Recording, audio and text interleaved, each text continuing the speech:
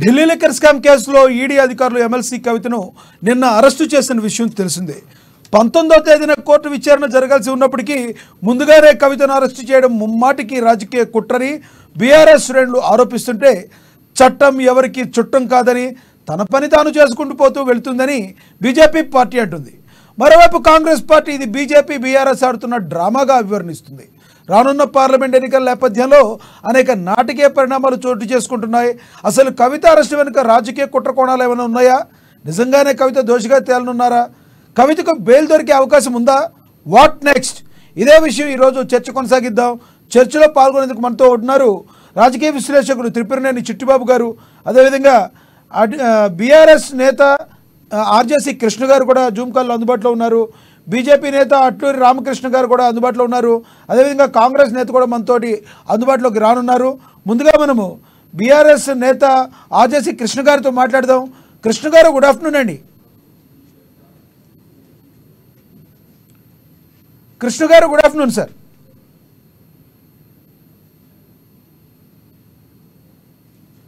Okay, Chittibabu గారు నమస్తే. Good afternoon Chittibabu గారు. మీరు చూస్తూ ఉండుంటారు నిన్నటి నుంచి జరుగుతున్న రాజకీయ పరిణామాలన్నీ మీరు దగ్గర నుంచి చూసుంటారు. చెప్పండి సార్, ఇప్పుడున్న సిచ్యువేషన్లో కవిత గారికి బెయిల్ వచ్చే అవకాశం ఉందా? ఖచ్చితంగా బెయిల్ రావాలి. విజ్డమ్ ఆఫ్ ది జడ్జ్ ఉండాలి. ఎందుకంటే వాళ్ళు 2 వైలేట్ చేశారు. ఖచ్చితంగా ఇక్కడ అడిగినప్పుడు, కేటీఆర్ గారు అడిగినప్పుడు మీరు ట్రాన్సిట్ ఆర్డర్ తీసుకున్నారా తీసుకోకుండా ఎలా వెళ్తారు, ఢిల్లీ వచ్చి అడగండి తల మీద సమాధానం చెప్పారు. కానీ ఆ కోర్టులో అలా చెప్పలేరు. కోర్టులో ఖచ్చితంగా ట్రాన్సిట్ ఆర్డర్ తీసుకోకుండా ఎలా మీరు స్టేట్ దాటించారని అడుగుతారు. ఖచ్చితంగా సుప్రీంకోర్టులో హామీ ఇచ్చి ఆ హామీని ఎలా వైలేట్ చేశారని చెప్తారు. అవి అడుగుతారు, సమాధానం చెప్పాలి. కోర్టు వీళ్ళు అప్లై ఇట్స్ విజ్డమ్. ఖచ్చితంగా ఇప్పుడు కేజ్రీవాల్కి 8 సార్లు రాకపోయినా ఇవాళ వాళ్ళ కోర్టుకు వెళ్తే ఆ బెయిల్ ఇచ్చారు. కవిత గారికి కూడా బెయిల్ ఇవ్వాలి, ఇస్తుందని అనుకుంటున్నాను. ఎందుకంటే wisdom of the interpretation of the law. ఇది కనుక ఇవ్వకపోతే ఆవిడ అరెస్ట్ చేసి జైల్లో పెట్టితే రాంగ్ ప్రెసిడెంట్ అవుతుంది. ఎలాంటి రాంగ్ ప్రెసిడెంట్ అంటే ఎట్లా ఏ రూలు పాటించక్కర్లేదు, అధికారంలో ఉంటాం, మా ఇష్టం ఏమైనా చేయొచ్చు అన్నట్టు అయిపోతుంది. ఇప్పుడు there is certain norms. Arrest చేయడానికి ఆమె కేసు వేసాం, 2 సార్లు అటెండ్ అయ్యింది. అటెండ్ అయినాక ఆడపిల్లల్ని ఇలా కాదు అని చెప్పి కేసు వేసాము సుప్రీంకోర్టులో. ఆల్రెడీ నళిని చిదంబరం అండ్ ఈవిడ యొక్క మమతా బెనర్జీ యొక్క నీసు ఈ కేసులు ఉండబట్టి సుప్రీంకోర్టు ఈ కవిత కేసు కూడా 3 కలిపి తీర్పు చెబుతాం అని చెప్పి నిన్న వినాల్సింది 19వ తారీఖు వాయిదా వేశారు. ఈ లోపల ఏమి కంగారు వచ్చింది, ఏమి అవసరం వచ్చింది? సో ఎన్ని కారణాల దృష్ట్యా ఆవిడకి కూడా బెయిల్ ఇస్తారు. బట్ మేబీ బెయిల్ ఇస్తాం, ఇక్కడ ఉండాలి. వాళ్ళు ఎప్పుడు అడిగితే అప్పుడు వాళ్ళ ఈడీకి సమన్స్ పంపిస్తే మీరు అటెండ్ అవ్వాలి అని చెప్తారు. వాళ్ళు ఇంటికి వచ్చి చేయండి ఆడపిల్లని. చిట్టిబాబు గారు, వాదోపవాదాలు జరుగుతున్నట్లుగా తెలుస్తుంది. మరి ఈ రోజు ఆల్రెడీ మనకి తెలుసు శనివారము, రేపు ఆదివారం ఉంది. ఇఫ్ ఇట్ ఈజ్ అది తీర్పు వెలువడించగా ఒకవేళ వాయిదా పడితే 2 రోజులు రిమాండ్కి వెళ్లే అవకాశం ఉందంటారా?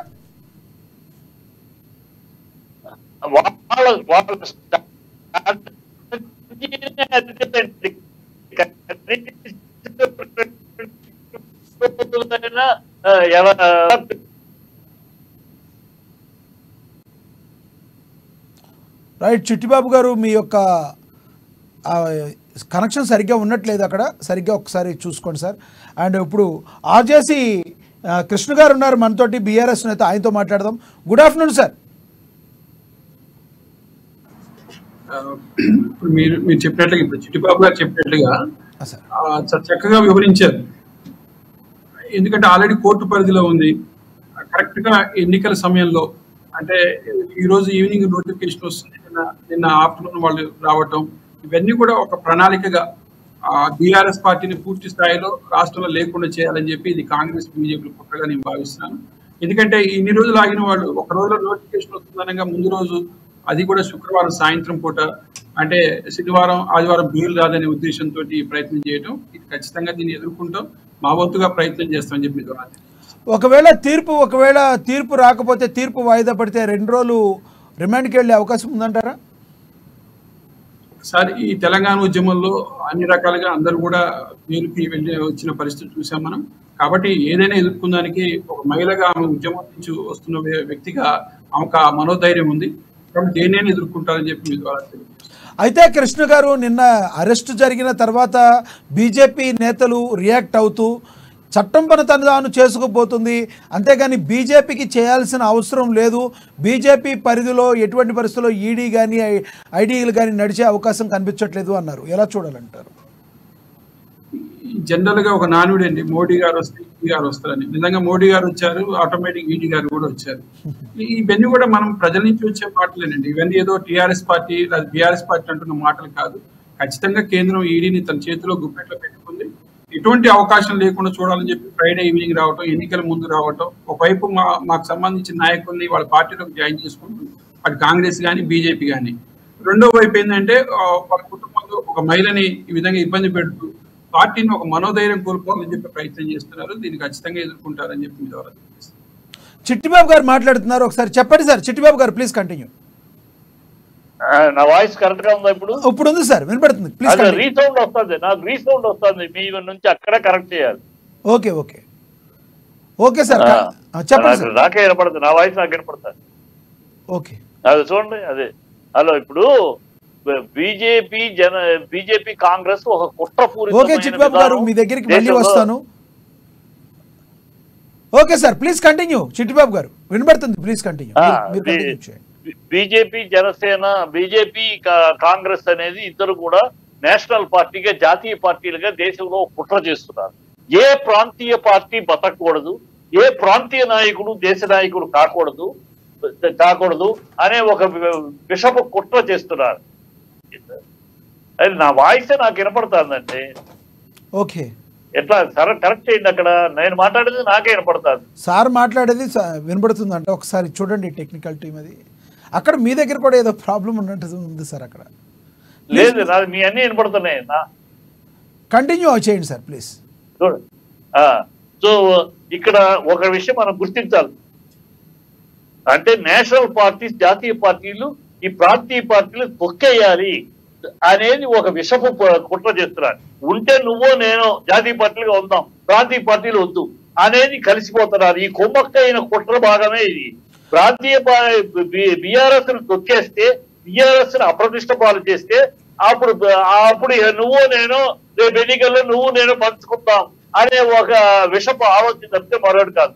ఎందుకు ఆ మాట అంటున్నానంటే, కేవలం అంటే కరెక్ట్ గా ఇవాళ నిన్న 12:30 సుప్రీంకోర్టు తీర్పిచ్చింది. ఏమని వాయిదా ఇచ్చింది 18వ తారీఖు. 1:30కి ఇంటి దగ్గర చేరారు. 8:30కి ఫ్లైట్ టికెట్ కూడా బుక్ చేసుకుని వచ్చారు. ఆల్రెడీ 14 పేజీలు రిపోర్ట్ రెడీ చేసుకుని వచ్చారు. ఆ ఫిలప్ చేయడం తప్పితే అన్ని అంటే ప్లాన్డ్ గా శుక్రవారం ఇవాళ ఎన్నికలు ఇది అనౌన్స్ చేస్తున్నారు. ఒక రోజు ముందు దుష్టమైన కార్యక్రమం తప్పితే బదనాం చేయాలి రీజనల్ పార్టీని. వీళ్ళు చూసి వాళ్ళ దేశం మొత్తం మీద ప్రతి రీజనల్ పార్టీ మీద విషం కక్కుతున్నారు. వీళ్ళు జాతీయ పార్టీలుగా ఈ రెండే ఉండాలి, మిగతా పార్టీలు ఈ బతకూడదు, మిగతా నాయకులు ఎవరు ఎదగకూడదు. ఇది ఇవాళది కాదు కుట్ర. ఒకప్పుడు కాంగ్రెస్ ఉండేది ఈ కుట్ర, ఇవాళ బీజేపీ చేతులు కలిపింది. కాంగ్రెస్ ఆ నాటి నుంచి సంజీవ్ రెడ్డి గారి కాడి నుంచి, ఒక తమిళనాడు అన్నాదురై గారి నుంచి, ఒక కామరాజు గారి కాడి నుంచి, ఒక పివి నరసింహరావు గారి కాడి నుంచి, ఇవాళ కేసీఆర్ గారి గురించి. కేసీఆర్ గారు ఎప్పుడైతే దేశ నాయకుడుగా ఎదుగుతున్నాడో అప్పుడు పట్టింది వీళ్ళు కళ్ళు కుట్టడం మొదలెట్టి ఈ ఎలాగైనా ఇవాళ ఈ అరాచకము. చిట్టిబాబు గారు, మీరు అడిగిన దానికి బీజేపీ నేత అట్లూరి రామకృష్ణ గారు సమాధానం చెప్తారు. గుడ్ ఆఫ్టర్నూన్ రామకృష్ణ గారు.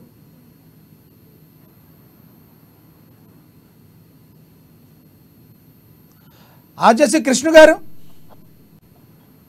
చెప్పండి. చట్టదారి పని ఎక్కడ చేసుకుపోతుంది? సుజనా చౌదరి ఏమైంది? అజిత్ పవార్ ఏమైంది? బిశ్వాస్ శర్మది ఏమైంది? వాళ్ళందరూ పోస్టులోని మీరే పుస్తకాలు ప్రింట్ చేశారు కదా, పుస్తకాలు ప్రింట్ చేయగానే వాళ్ళ పార్టీలో జరగానే బీజేపీలో జరగానే వాళ్ళు సుతపోసలు అయిపోతారా? అంటే మీకు మీ దగ్గర ఉంటే సుతపోసలు, మీకు వ్యతిరేకిస్తే దోషులు. ఇది మీరు చట్టందాన్ని పని చేసుకోవాలి. ఏమైంది రేవంత్ రెడ్డి మరి చట్టం ఏం చేస్తుంది? చట్టందాన్ని పని చేసి రేవంత్ రెడ్డి దొరికారు కదా డబ్బులతోటి, ఏమైంది? ఇంకా నాలుగుతుంది దాని పడిగట్టు పదాలు మాట్లాడి కథలు చెప్పద్దు. చిట్టిబాబు గారు మొన్నటి వరకు సాక్షిగా పరిగణించిన కవిత గారిని ఈరోజు దోషిగా పరిగణిస్తున్నారు. మరి దోషిగా పరిగణించినప్పుడు ఎవరైతే వాంగ్మూలం ఇచ్చారో వాళ్ళు చెప్పడం వల్లే దోషిగా పరిగణిస్తున్నాము, అందుకే అరెస్ట్ చేసామని చెప్తున్నారు. అదే మొదట సాక్షి అన్నారు, అనుమానితురాలు అన్నారు, ఇప్పుడు దోషి అన్నారు. దోషి అని ఎలా నిర్ధారిస్తారు? ఆల్రెడీ దోషులుగా ఉన్న ఒక దొంగలు ఆ దొంగ పని ఏం చేయలేదు, ఎవరో చేశారు అని వాడు చెప్తే దాన్ని మీరు సాక్ష్యంగా తీసుకోగలరా? ఒక తప్పుడు ఒక దోషి ఒక అనుమానితుడు వాడేదో మారిపోయి చెప్తే దొంగ నేను దొంగతనం చేయకూడదు, అది మీరు ఆధారాలు ఛార్జ్ షీట్ లో ప్రూవ్ అవ్వాలి, చెయ్యాలి. మీరు దోషి అనేస్తే సరిపోతుందా? మీ దొంగలే, మీరు అరెస్ట్ చేసిన దొంగ ఒకడు ఇంకోళ్ళ పేరు చూపిస్తాడు, అది వాస్తవం అయిపోద్దా? ఒక దొంగ యొక్క అప్రూవర్ గా మారాడు, అతను మాట్లాడింది ఎట్లా దాని ఆధారంగా తీసుకుంటారు? ఇవన్నీ ప్రజలు చూస్తున్నారు. ప్రజలు మీరు తలుచుకుంటే దెబ్బలు కొరవేదు, మేము తలుచుకుంటే మీకు అన్ని చట్టాలు మీకు మేము కిషన్ రెడ్డి అంటాడు మేము బీజేపీకి సంబంధం లేక బీజేపీ వెనకాలంటే భరోసా ఇస్తుంది. ఆ భరోసా ఓకే. చిట్టిబాబు గారు మీ వాయిస్ కొంచెం, మీ దగ్గర సిగ్నల్స్ కొంచెం తక్కువగా ఉన్నట్టున్నాయి అక్కడ. ఓకే కృష్ణ గారు మీరు కంటిన్యూ చేయండి ప్లీజ్.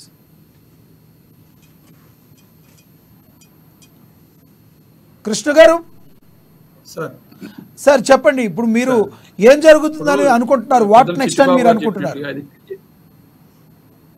వాట్ నెక్స్ట్ ఖచ్చితంగా ఇది బెయిల్ కనుక రాకపోతే తీవ్ర స్థాయిలో ప్రజల్లోకి వెళ్ళిపోతుంది.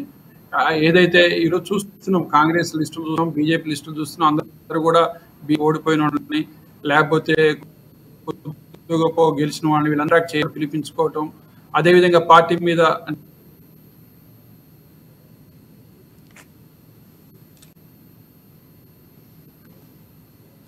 ఓకే సిగ్నల్ తక్కువ ఉన్నట్టుంది. ఏది ఏమైనప్పటికీ కూడా ఈరోజు నిన్న ఏదైతే నాటకీయ పరిణామాల మధ్య నిన్న అరెస్టు జరిగిందో అప్పటి నుంచి కూడా బీఆర్ఎస్ శ్రేణులు కొంత భావోద్వేగానికి కూడా లోనైనట్టుగా కూడా మనం అనుకోవడంలో ఎటువంటి పరిస్థితుల్లో సందేహం లేదు.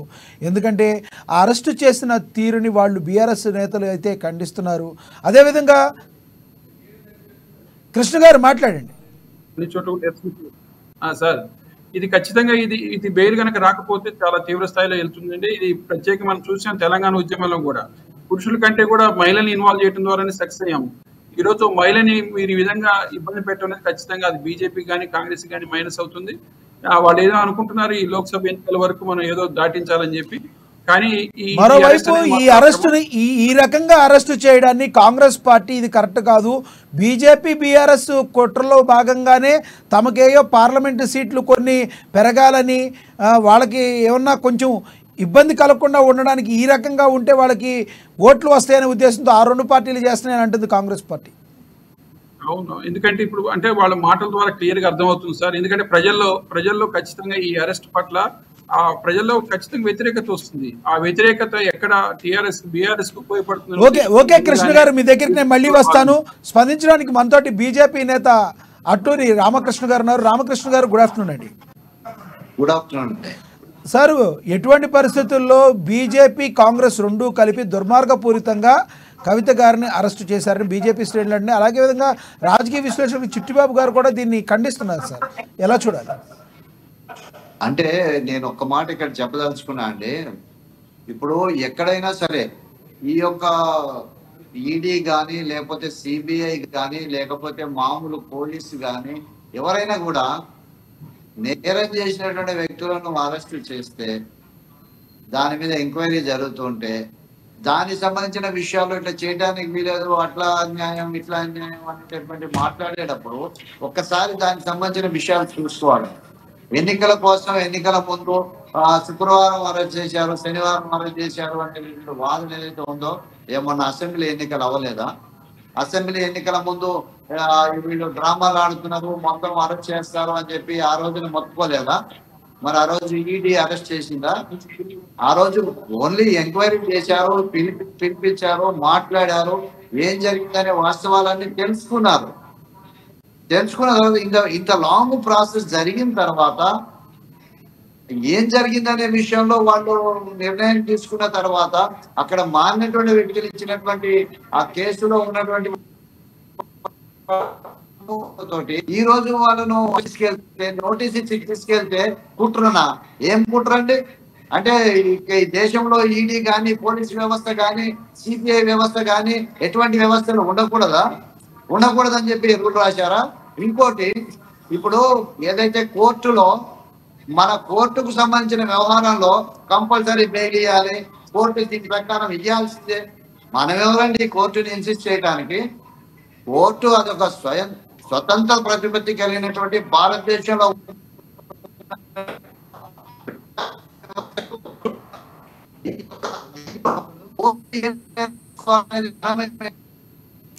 చిట్టిబాబు గారు ఏదో చెప్తున్నారు, ఒకసారి వినండి. చిట్టిబాబు గారు కంటిన్యూ. ఈ మాటలన్నీ పడిగట్టు మాటలు. మీరు ఈ చట్టము దాని గొప్పతనం అయితే సుజనా చౌదరిని ఏం చేశారు, అజిత్ పవార్ ఏం చేశారు, విశ్వశర్మని ఏం చేశారు, అప్పుడు మీ చట్టాలు ఏమైనాయి? ఇవన్నీ మీ వెనకాల ప్రోత్సాహాలు. మీ ఇక్కడ లోపలికి వస్తే మన దగ్గరికి వస్తే పొద్దపూస, మన కాదంటే విరోధి. ఇది బీజేపీ పాలసీ, నేషనల్ లెవెల్లో ఉన్న పాలసీ. నిన్న సుప్రీం కోర్టుకు హామీ ఇచ్చిన హామీని ఎందుకు వైలేట్ చేశారు? ట్రాన్సిట్ ఆర్డర్ లేకుండా ఎలా తీసుకెళ్లారు? వీటికి సమాధానం చెప్పకుండా కోర్టు చేస్తా ఇవన్నీ. దాంతో బీజేపీ పార్టీకి సంబంధం లేదు కదా చిట్టిబాబు గారు. అది ఎప్పుడు సంబంధం కాదు. వెనకాల నుంచి అభయహస్తాలు ఉంటాయి. వెనకాల నుంచి అభయహస్తాలు ఉండబట్టే ఆఫీసర్లు అంత అవుతారు. రామకృష్ణ గారు ఆగండి, మీకు ఇస్తాను, ఆగండి. రామకృష్ణ గారు ఆగండి. చిట్టిబాబు గారు కంటిన్యూ. అవుట్ ఆఫ్ వే చేశారంటే, ఆఫీసర్స్ అవుట్ ఆఫ్ వే చేస్తారంటే ఒక చట్టానికి సుప్రీంకోర్టు హామీ ఇచ్చి హామీని వైలేట్ చేయటము, ట్రాన్సిట్ ఆర్డర్ లేకుండా కూడా తీసుకెళ్లిపోవడం చేస్తున్నారంటే వెనకాల మీ అభయహస్తం ఉండబట్టే. మీరు చెయ్యండి, మీరు చూసుకెళ్ళండి, మేము చూసుకుంటాం అని వెనకాల ఉండబట్టే చేస్తారు. లేకపోతే అంత ఏ ఆఫీసరు అంత ధైర్యంగా out of the way violation of the rules చెయ్యరు. రామకృష్ణ గారు మీకు మళ్ళీ అవకాశం ఇస్తాను. చిట్టిబాబు గారు మాట్లాడుతున్నారు, మాట్లాడండి. ఇవాళ బీజేపీ రెండు కూడా బీజేపీ కాంగ్రెస్ రెండు కూడా కుమ్మక్కై ప్రాంతీయ పార్టీలు బతకకూడదు, ప్రాంతీయ నాయకులు బతకూడదు. ఇవాళ ఈ ప్రాంతీయ పార్టీ బీఆర్ఎస్ నొక్కితే వాళ్ళు ఏదో లబ్ధి పొందుతామని ఆశపడుతున్నారు. వాళ్ళు చెట్టు పేరు చెప్పి కాయలు తప్పితే ఇక్కడ ఎవరో బీజేపీకి ఓట్లు వేసి చిట్టిబాబు గారు ప్లీజ్ ఒక్కటి, మీరు అన్నది కరెక్టే. టిఆర్ఎస్ పార్టీ ఇక్కడ అధికారంలో ఉన్నప్పుడు మరి కాంగ్రెస్ రాష్ట్ర నాయకత్వాన్ని ఇబ్బంది పెట్టిన దాఖలాలు లేవంటారా? రేవంత్ రెడ్డిని అయితేనేంటి, అప్పుడు రేవంత్ రెడ్డి విషయంలో కూడా చట్టం తరపున తాను చేసుకుపోతుందని బీఆర్ఎస్ నాయకులే అన్నారు కదా. ఏం చేసింది చట్టం తన పని ఎక్కడ చేసింది? కేంద్రం కాపాడబడి. లేకపోతే ఇప్పటికి రెడ్ హ్యాండెడ్ గా కాస్ట్ తోటి దొరికిన రేవంత్ రెడ్డి మనం ఫ్రీగా తిరుగుతున్నాడు. రెడ్ హ్యాండెడ్ గా దొరికింది. ఏమైంది? ఎందుకు దాని జరగట్లా? అది ఎందుకు ముందుకు వెళ్తా? మీకు అవసరం. కాంగ్రెస్ బీజేపీ పొత్తు అక్కడ రెండు ఒకటయ్యి ఇది ప్రాంతీయ పార్టీని దెబ్బ కొట్టాలి. ప్రాంతీయ పార్టీని దెబ్బలు కొడితే మనం పంచుకుంటాం. ఎందుకంటే వీళ్ళకి డైరెక్ట్ గా ఓట్లు వచ్చే ఫీల్ లేదు. రామకృష్ణ గారు క్వశ్చన్ రేజ్ చేస్తున్నారు, వినండి. పరమ దరిద్రమైన నాయకత్వం రాష్ట్రంలో కనుక ఇక్కడ ఓట్లు రావు. మోడీ పేరు చెప్పుకునే అడుక్కోవాలి. కానీ మోడీ పేరు చెప్పుకుని అడుక్కుంటూ పాటు ఇక్కడ బీఆర్ఎస్ తొక్కేస్తే ఏదో మనకు 4 సీట్లు వస్తాయి. తాపత్రయం బీజేపీకి ప్రజల్లో ఆల్రెడీ బీజేపీ బీఆర్ఎస్ పార్టీని ఆల్రెడీ ప్రజలు తిరస్కరించారు కదండి, అసెంబ్లీ ఎన్నికల్లో తిరస్కరించారు ఆల్రెడీ. తిరస్కరించారు. ఇప్పుడు 4 ఎంపీలు ఇస్తే పోయినసారి ఏం పీకారని అడుగుతున్నారు. 4 ఎంపీలు ఇస్తే తెలంగాణ కోసం ఏం చేశారు మీరని. కనుక ఇవాళ ఏమి లేదు కనుక బీఆర్ఎస్ తప్పిస్తే అట్లా మనకేమైనా బెనిఫిట్ అని ఒక రాజకీయ కుట్ర. ఈ కాంగ్రెస్ బీజేపీ అంటే ఉంటే నువ్వు ఉండాలి, నేను ఉండాలి, జాతీయ పార్టీలు, ఈ ప్రాంతీయ పార్టీలు వద్దు అని ప్రతి రాష్ట్రంలోనే ప్రాంతీయ పార్టీల్ని, ప్రాంతీయ తత్వాన్ని నాశనం చేస్తున్నారు వీళ్ళు. ఇది ప్రజలు గుర్తిస్తున్నారు, వీళ్ళు తగిన గుణపాఠం ప్రాంతీయ. ఓకే, రామకృష్ణ గారు క్వశ్చన్ ఏదో అడుగుతున్నారు, మీరు సమాధానం చెప్పండి. రామకృష్ణ గారు ప్లీజ్ కంటిన్యూ. రామకృష్ణ గారు కంటిన్యూ.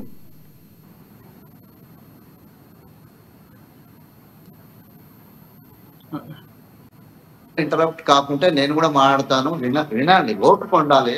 నేను అనేది ఏంటంటే ఒకటే, బీఆర్ఎస్ పార్టీ రీజనల్ పార్టీ, దాన్ని అణగదొక్కడానికి బీజేపీ చేస్తున్న ప్రయత్నం అంటారు.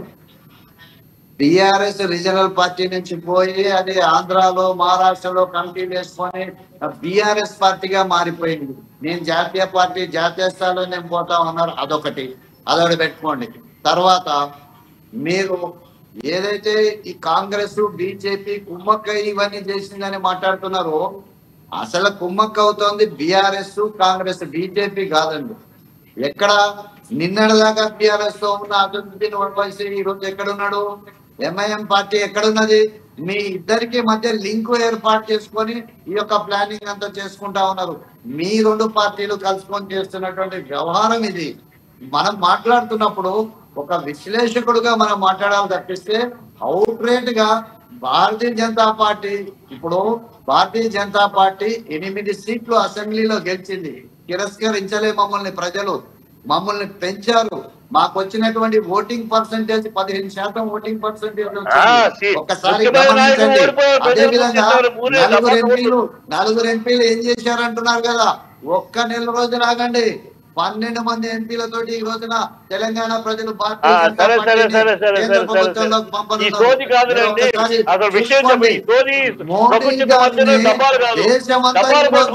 ప్రపంచం అంతా కొనియాడుతుంటే మీరు ఏం మాట్లాడుతున్నారు? మోడీ గారి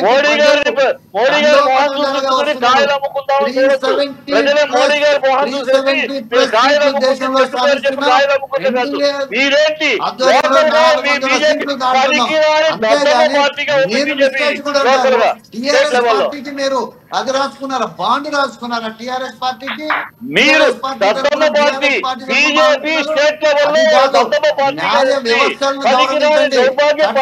గౌరవించండి, చట్టాలని గౌరవించండి, న్యాయ వ్యవస్థల్ని గౌరవించండి. అవి చేస్తాయి. మీరు అన్నారు ఇంతకు ముందు సుజనా చౌదరి గారి కేసులు, ఇంకో కేసులు ఏం జరిగినాయి అని చెప్పి, అవి కేసు రిజిస్టర్ అయినాయి. దానికి సంబంధించినటువంటి ఎంక్వైరీస్ నడుస్తున్నాయి. దానికి సంబంధించిన కోర్టు హియరింగ్స్ కూడా అవుతున్నాయి. అవన్నీ నడుస్తున్నాయండి, నడుస్తున్నాయి. చిట్టిబాబు గారు, భారతదేశంలో న్యాయ వ్యవస్థలో కేసులు సంవత్సరాలు నడుస్తూ మీకు తెలియదా సార్? ఈ విషయంలోనే కాదు, అదే చెప్తా. మీకు అనుకుంటే వీళ్ళు అనుకుంటే ఇమీడియట్ గా వస్తాయి, వీళ్ళు కాదనుకుంటే ఇప్పుడు అమ్మాయిని దానికి అరెస్ట్ చేయాల్సిన అవసరమే వచ్చింది. ఆ కవితను అరెస్ట్ చేయాల్సిన అవసరమే వచ్చింది. ఎంక్వైరీ చేయొచ్చు, అరెస్ట్ చేయాల్సిన అవసరమే వచ్చింది. కేవలం ఈ సొల్లువాగుళ్ళు కాదు, బీజేపీ ఏదో చించేస్తుంది. బీజేపీ స్టేట్ లెవెల్లో బీజేపీ ప్రథమ పార్టీ, పనికిరాని పార్టీగా ఉంది బీజేపీని ప్రజలు ఎవరు నమ్మట్లేదు. మీరు ఏమి చెయ్యరు, ఒట్టి గాలి మాటలు తప్పితే ఏమీ లేదు తెలుసు. ఇక్కడ ఆనాటి బీజేపీ పోయింది. ఒక వెంకయ్య నాయుడు, ఒక ఆలయ నరేంద్ర, ఒక దత్తాత్రేయ, ఒక విద్యాసాగర్ రావు, ఇలాంటి మహానాయకులు అందరూ పోయారు బీజేపీ నుంచి. బీజేపీ లేదు ఇప్పుడు. బీజేపీ అంతా ఇప్పుడంతా ప్రజల నుంచి వచ్చే నాయకులు లేరు బీజేపీలో. ఊరినే గాలి సోని మాట్లాడే నాయకులు ఉన్నారు. బీజేపీని ప్రజలు విశ్వసించే స్థాయిలో లేరు, బీజేపీ ఓట్ చేసే స్థాయిలో లేరు. సీట్లు అమ్ముకుంటాము. ఇవాళ కూడా ఎంపీ సీట్ ఇస్తే 2 ఎకరాలు ఇస్తే ఎంపీ సీట్లు ఇస్తామనే నాయకత్వం. మీ ఆరోపణకి సాక్ష్యాలు ఉన్నాయండి. మీరు ఆరోపిస్తున్నారు చిట్టిబాబు గారు, మీరు ఆరోపిస్తున్నారు బీజేపీ సీట్లు అమ్ముకుంటుందని. చిట్టిబాబు గారు, రామకృష్ణ గారు ఆగండి, చిట్టిబాబు గారు, రామకృష్ణ గారు ఒకసారి, చిట్టిబాబు గారు మీరు ఆరోపిస్తున్నారు, మీ ఆరోపణకి సాక్ష్యాలు ఏమైనా ఉన్నాయా? బీజేపీ సీట్లు అమ్ముకుంటుంది అన్నారు. ఖచ్చితంగా మన ఎమ్మెల్యే ఎలక్షన్ లో 15 సీట్లు అమ్ముకున్నారు. ఇవాళ ఎంపీ ఎలక్షన్ లో 2 ఎకరాలు ఇస్తే సీట్ ఇస్తామనే మాటలు జరుగుతున్నాయి. మరి నిన్నటి వరకు తొడలు కట్టిన సార్, నిన్న వరకు తొడలు కట్టిన మీ మల్లారెడ్డి గారు ఎందుకు సార్ మరి కాంగ్రెస్ లోకి వెళ్తున్నారు? కాంగ్రెస్ యొక్క బెదిరింపు చర్యలు. కాంగ్రెస్ మా పార్టీలోకి రా, లేకపోతే కేసులు. ఇప్పుడు మా పార్టీలోకి రా, కేసులు. అదే బీజేపీ దేశ లెవెల్లో చేస్తుంది, వీళ్ళు స్టేట్ లెవెల్లో చేస్తున్నారు. వీళ్ళిద్దరు కూడా కుమ్మక్కై నువ్వో నేనో మనిద్దరం పంచుకుందాం అంతే తప్పితే రీజనల్ పార్టీలు వద్దు. ఎప్పుడైతే ఈయన దేశ లెవెల్లో ఎదగడానికి అడుగు వేశారో వీళ్ళకి మొదలైంది. ఎక్కడ వీళ్ళకి ఎంతసేపు నార్త్ కి బీజేపీకి ఉన్న బీజేపీకి గుజరాత్ యూపీ, అంతేగాని తెలంగాణ అని గర్వంగా గౌరవంగా మాట్లాడరు. వీళ్ళకి ఎంతసేపు గుజరాత్ చూడండి, యూపీని చూడండి. యూపీ వాయిస్తూ గుజరాత్ వాయిస్తూ తప్పితే తెలంగాణ గళం వినిపించే ధైర్యము, దమ్ము, సాహసము, ఆ నీతి వీళ్ళకి లేదు బీజేపీకి. బీజేపీ ఎప్పుడు కూడా గుజరాత్ చూడండి, యూపీని చూడండి అని చెప్తే తెలంగాణ, నా తెలంగాణ, మా తెలంగాణ అని గర్వంగా ఘనంగా మాట్లాడితే ఎప్పుడైనా విన్నారా? ఎప్పుడు వినవు. ఎందుకంటే వీళ్ళకి దాసులు, వీళ్ళు గుజరాత్ బానిసలు, యూపీ బానిసలు. వీళ్ళు తెలంగాణ గళం కాదు, తెలంగాణ పౌరుషము, తెలంగాణ దమ్ము, ధైర్యము వీళ్ళకి లేదు. బీజేపీ అందుకని ప్రజలు బీజేపీని పక్కన పెడే నాయకత్వం కూడా వాళ్ళ బీజేపీ నాయకత్వం కూడా స్టేట్ లెవెల్లో అడగారిపోయిన నాయకత్వం. ఓకే చిట్బాబు గారు, మీ దగ్గరికి మళ్ళీ వస్తాను. మీరు అడిగిన దానికి సమాధానం రామకృష్ణ గారు చెప్తారు. రామకృష్ణ గారు కంటిన్యూ. బీఆర్ఎస్ ని పక్కన పెట్టింది ప్రజలు, భారతీయ జనతా పార్టీని పక్కన పెట్టలే. అడ్డంగా మాట్లాడకూడదు. ఏదైనా సరే ప్రజలు చూస్తున్నారు, ప్రజలు వింటారు. దీన్ని ప్రజలు వింటున్నప్పుడు మనం న్యాయం మాట్లాడాలా. ఎక్కడ ఉంది? ఎవరిని పక్కన పెట్టారు? భారతీయ జనతా పార్టీకి 15% ఓటింగ్ పర్సెంటేజ్ వచ్చింది. 8 ఎమ్మెల్యే సీట్లు ఇచ్చిండ్రు. అనేక స్థానాల్లో సెకండ్ పొజిషన్ లో ఉన్నాం ఈ రోజున. రామకృష్ణ గారు చర్చ పక్కదోకి వెళ్తుంది. రామకృష్ణ గారు చర్చ పక్కదోకి వెళ్తుంది. మీరు చెప్పండి, ఇప్పుడున్న సిచ్యువేషన్ లో కవిత గారి పరిస్థితి ఎలా ఉండబోతుందని మీరు అనుకుంటున్నారు బీజేపీ నేతగా? అంటే ఒకటండి, దీంట్లో ఏదైతే ఈడీ సంబంధించినటువంటి ఈ మనీ లాండరింగ్ విషయం ఉందో దాంట్లో వాళ్ళు ఈ కేసుకు సంబంధించిన విషయాల్లో వాళ్ళు అరెస్ట్ చేశారు, నోటీసులు ఇచ్చారు, అనేక సార్లు విచారణ చేసి తీసుకెళ్లారు. కాబట్టి కోర్టు పరిధిలో ఉంది. ఈ రోజు కేజ్రీవాల్ కి 15,000 రూపాయల పూచీకత్తుతో బెయిల్ మంజూరు చేశారండి. మరి కేజ్రీవాల్ కి బెయిల్ మంజూరు చేసినప్పుడు ఇమీడియట్లీ మరి కవిత గారికి కూడా అలాగే చేయాలి కదా?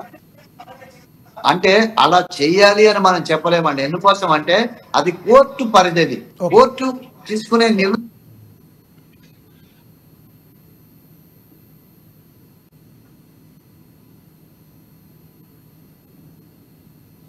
రామకృష్ణ గారు